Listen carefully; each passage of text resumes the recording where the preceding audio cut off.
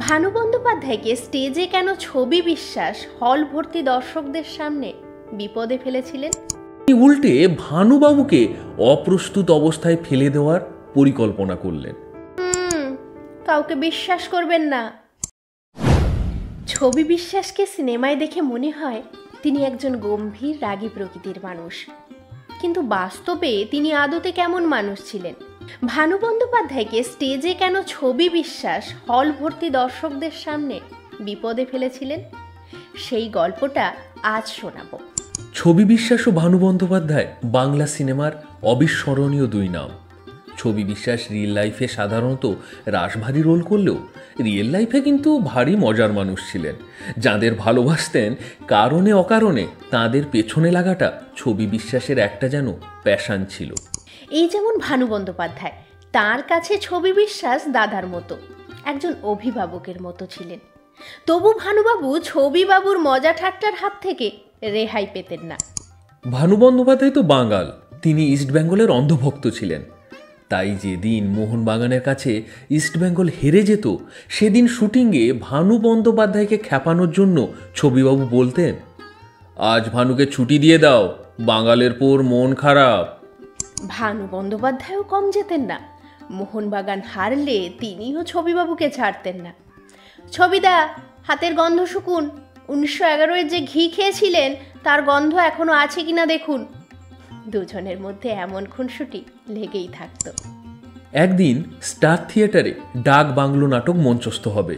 পারফরম্যান্সের আগে ভানু বন্দ্যোপাধ্যায় ভাবলেন মঞ্চে হঠাৎ স্ক্রিপ্টের বাইরে কিছু বলে তিনি ছবি বিশ্বাসকে বিপদে ফেলবেন, কিন্তু ছবিবাবু কোনো মতে সেটা জানতে পারলেন। তিনি উল্টে ভানুবাবুকে অপ্রস্তুত অবস্থায় ফেলে দেওয়ার পরিকল্পনা করলেন। ভানুবাবুর চরিত্রের নাম ছিল কৃতান্ত বিশ্বাস। নাটকের দৃশ্যে ছবিবাবু যখন ভানুবাবুকে জিজ্ঞেস করেন, মশাইয়ের নামটা? ভানুবাবু বলেন, একে কৃতান্ত বিশ্বাস। তখন স্ক্রিপ্টের বাইরে গিয়ে ছবিবাবু বলে ওঠেন, কাউকে বিশ্বাস করবেন না। ভানুবাবু বুঝলেন তিনি যে চাল দেবেন ভাবছিলেন বুমেরাং হয়ে সেটা তাঁর দিকেই চলে এসেছে। ছবিবাবু স্ক্রিপ্টটা পাল্টে দিয়েছেন।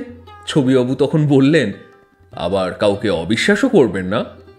ভানুবাবু তো কোনো মতে আগে আচ্ছা বলে চলে যেতে চাইলেন, কিন্তু ছবিবাবু ছাড়লে তো, আরে মশাই চলে যাচ্ছেন যে, আমার কথাই তো শেষ হয়নি, আপনি বিশ্বাসও করবেন না আবার অবিশ্বাসও করবেন না, তাহলে কি করবেন সেটা তো বলুন। ভানুবাবু তখন হাত জোড় করে বিড়বিড় করে বললেন, খুব অন্যায় হয়ে গেছে, আর কোনোদিন করব না। তখন ছবিবাবুও বিড়বিড় করে বললেন, বেটা চালাকি আমার সঙ্গে, বল বাড়ি গিয়ে ভাববো। ভানু বন্দ্যোপাধ্যায় অগত্যা সেই বলে নিস্তার পেলেন।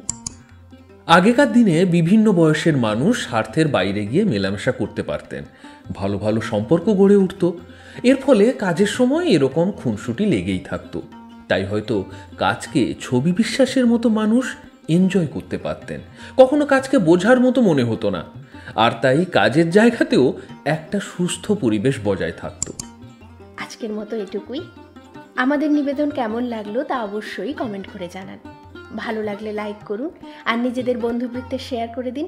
আমাদের এই সিনে চ্যাট উইথ অরূপসূচি চ্যানেলটি সাবস্ক্রাইব করে পাশে থাকুন। ধন্যবাদ।